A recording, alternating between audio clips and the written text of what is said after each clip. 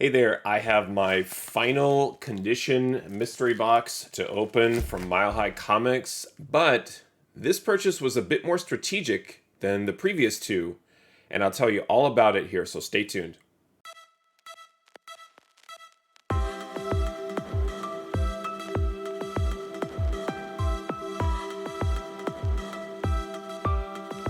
Okay, here we go. So, what do I mean by a purchase being more strategic?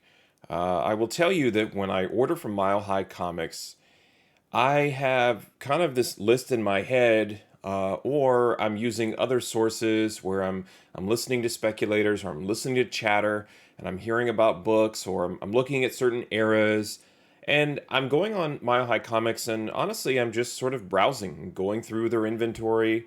I'm looking at their premium new in stock list, trying to figure out what's what, see if there's anything interesting that's been added. And what I realize is I'm wasting my time doing that. I have found some great books using that method, but I don't have the data. I'm not using the data that I typically capture and analyze around this. So I want to show you something here, and this what I'm about to show you is kind of this list that I've been putting together. This analysis that where I'm using Go Collect, Cover Price, and GPA along with Mile High Comics to basically find books that Mile High Comics has listed as available on their site in near mint, and then putting together some analysis around that, taking a look at not just prices in the market, but your risk in purchasing that book. So let's take a look here at what I'm talking about. And right now, this is what I'm calling my comic book acquisition analysis spreadsheet. I have about 90 to 100 books here that I'm tracking that are available on Mile High Comics in near mint. Now, the books that we're about to unbox here in a few minutes, those are books that I've purchased using this list. So what I did was as I was going through Mile High, like I said before, I'm just browsing. I'm looking for other particular books. I'm interested in certain titles. If you look on the left-hand side under column A, Amazing Spider-Man, X-Men, Star Wars, these are the most popular, I would argue, over time Marvel comic titles. So, I'm super mainstream about this. I still love all of the classic Marvel titles.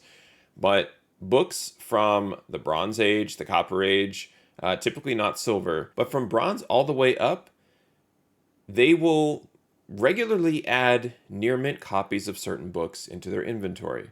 Now, what all of this data on the screen really adds up to is a single column here. I'll move to the right so you can see it, called the by priority.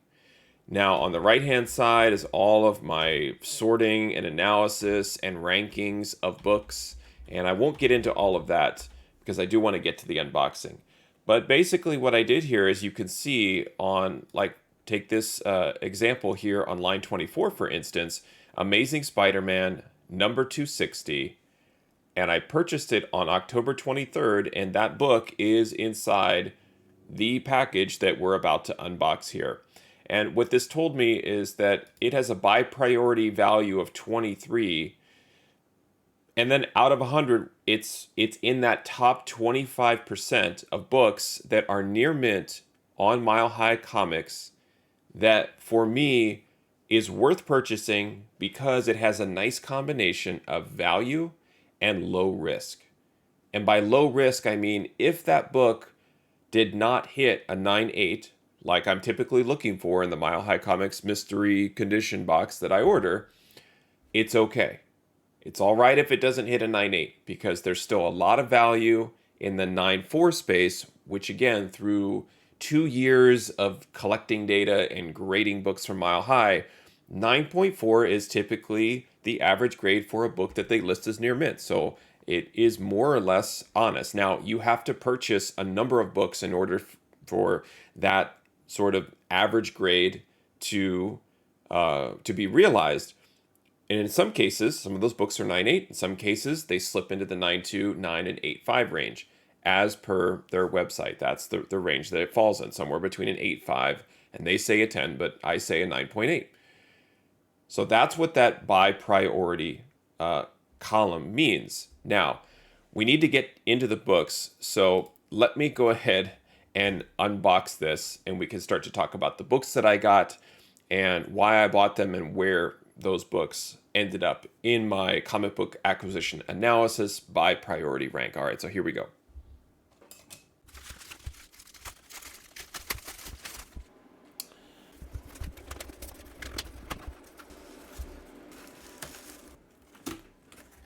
So I got shipped with a little Mile High Comics divider, the Curse of Brimstone Annual. Interesting. All right, so this one, they don't normally do this, where they've got this cardboard here, but I'm going to have to get my scissors out and actually cut out the tape.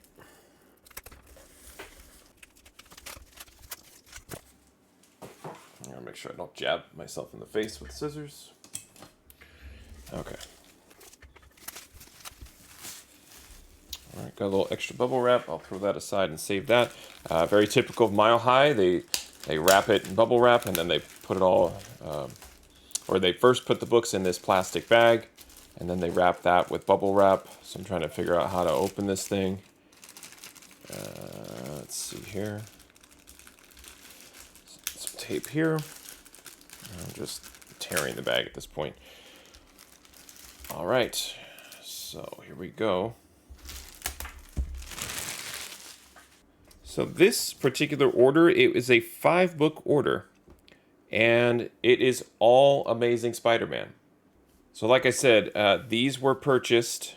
These are books that I'm adding to my collection that, for me, according to my analysis, it made good financial sense to go ahead and risk purchasing these instead of just looking at other random books that they have. So the first book that we have is Amazing Spider-Man 166. Again, near mint. I'm not going to screen these necessarily today unless I see something I really want to look at. But this, again, is a book from 1976, listed as near mint. And this for me was by priority 15 on my list. And the reason it was 15, and I'll switch back here, right here, Amazing Spider-Man 166.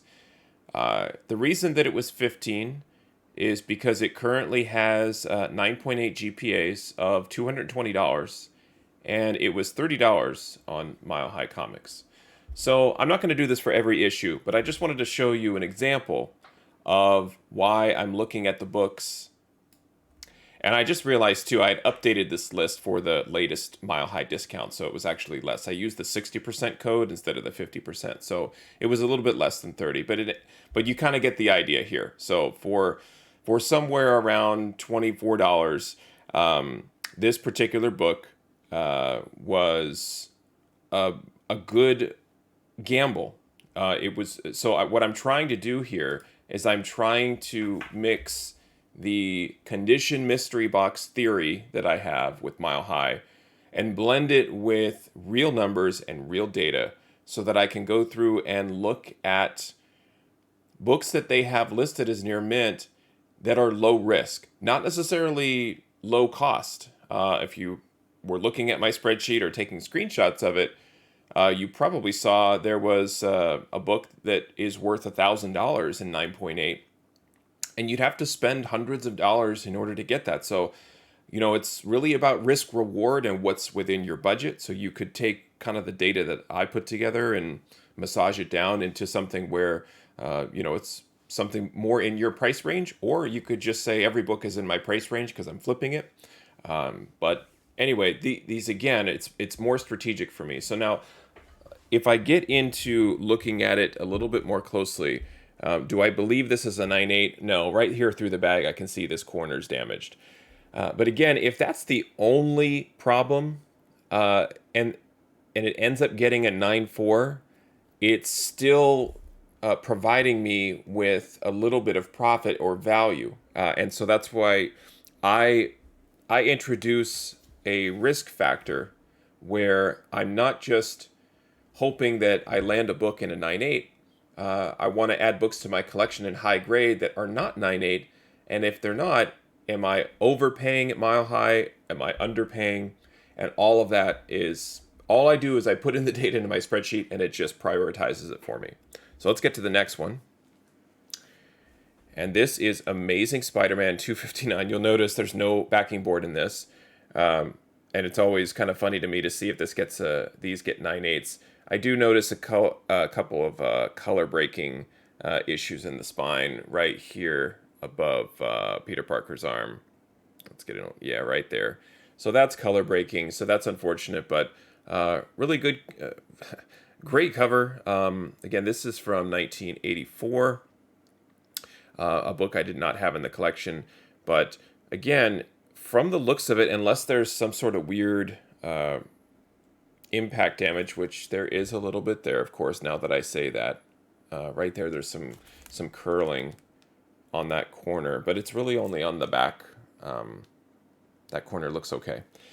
Anyway, I don't want to sit here and screen each book with you and waste your time, but this is another great book that had a lot of value in that 9.4 range. And let me look up this one real quick. This one had a buy priority. This issue here had a buy priority of 25. So again, in that top 25% of books. And that's kind of what I was drawing the line with this. I wanted to experiment with this in a particular title, and I chose Amazing Spider-Man, and to buy only books that are, at the top of the list, that have the highest priority, of course. All right, so this is Amazing Spider-Man 260, one issue after 259. This one had a buy priority of 23. And again, a book I didn't have, Hobgoblin. The rumors are out there that Hobgoblin's coming to the MCU. I have a couple of books. I don't have his first appearance or anything crazy like that. This book looks to be pretty good when just sort of giving it a once-over in the bag. A little bit of a hairline color break right there, but more or less pretty good. Doesn't look too bad. So again, has that potential for 9.8, right? Next up, Amazing Spider-Man 257. This one has a pretty significant miswrap, which that's also the gamble here with the condition mystery. You can see that I really cannot stand cover miswraps. Sometimes you can use the color miswrap to your advantage because these will pass through CGC. But I could tell even through here, right in there, sorry for the glare there, but right in here, there is a dent and a dent, some weird dents right over the staple there. So Amazing Spider-Man 257 had the highest buy priority in this list. Right now on my list, I have this as number 5. And looking at my data, there were some recent 9.8 sales of this book. GPA had this at $400, which this is not a 9.8, but still, this was one of the reasons why it got so high. Cover price had it at $210, Cover price had this as $162. Go Collect had it as $210, so an average of $257 across the 3 sources. And it was, I would say, relatively inexpensive on Mile High. So it was worth the risk to try and get it. But again, has some value there in the 9.4 or 9.6 range, certainly. And it was a book I didn't have. I personally would not try and get this fixed or graded and hung on the wall because of the miswrap. But again, really great value here in this tail end of the Bronze Age. Okay, and the last one I have here is Amazing Spider-Man 212. Now, this one was the most expensive out of the bunch. This is the first Hydro Man. Now, again, this book kind of went up and down in value from the second Tom Holland Spider-Man movie because everybody believed the elemental villains were going to appear. You'll see here really poorly miswrapped again. So there is that. That's disappointing. And I believe this is some sort of color rubber ink problem on the edge. So unfortunately, probably not a 9.8.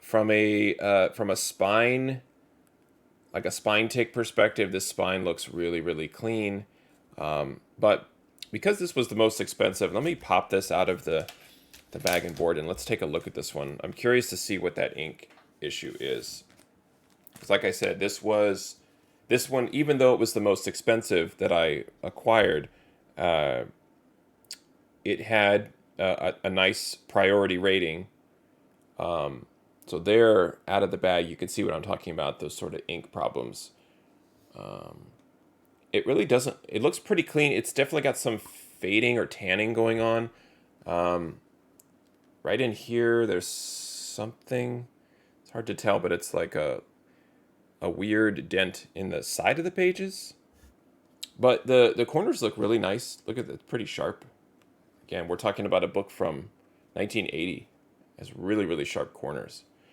Right, so no corner damage, no spine damage. It's just a matter of whatever this is, this little ink smear that's happening right there. Just how much would CGC or CBCS take this book down from a 9.8? It's a really, really clean copy, really vibrant. Again, if I got this graded, I would probably hang this one on the wall. Even with the slight miswrapping, it's a great dynamic cover. Love the art here. John Romita Jr. And it's probably, I mean, it's at least off-white to white, I would say, possibly white, but it might get a white pages. Anyway, so that was the last book I got. And again, these were all books that kind of fell in this buy priority top 25% kind of range. And what I'm doing is I'm continuing to add data as I come across a few books here and there that I want to add to my buy list, or books that I'm targeting for whatever reason, either just books I'm missing from my collection, or books people are speculating on, or just books that Mile High reports on. Check out their premium new in stock. That's where they list some of the books, and I just scan it and see what's near mint. I honestly don't really bother with anything that's in the fine or very fine or good. It's just not something I'm really interested in. You could probably make a case for some experiments of buying a bunch of books that are fine and maybe they can grade up. It's certainly possible. I have received many books from them, and I don't think any of them are have been pressed. So you definitely have the opportunity. It might be a nice, fun experiment for me to run sometime next year when I'm buying again. So we're in November. I have made this pact of no more comic book purchasing until 2022. I'm going to hold myself to it. And what I'm doing in the meantime is I'm kind of fulfilling that need to acquire more books by using that spreadsheet and doing some research. It's certainly possible that some of the books you saw in my spreadsheet, you're going to go out and buy those. And that's great. That's fine. There's plenty of comic books. I'll have plenty to purchase, but I'm going to keep adding and building data and looking at trends and looking at the fall off, the drop off from 9.8 to 9.6, 9.8 to 9.4, and look and see if there are values there in the 9.4, 9.6 range. But use data. Don't FOMO. Don't listen to people on YouTube like me. Buy what you like. Learn, educate yourself, use analysis, and make smart, informed, educated decisions. That's it. Thanks for watching. Happy collecting, and see you next time.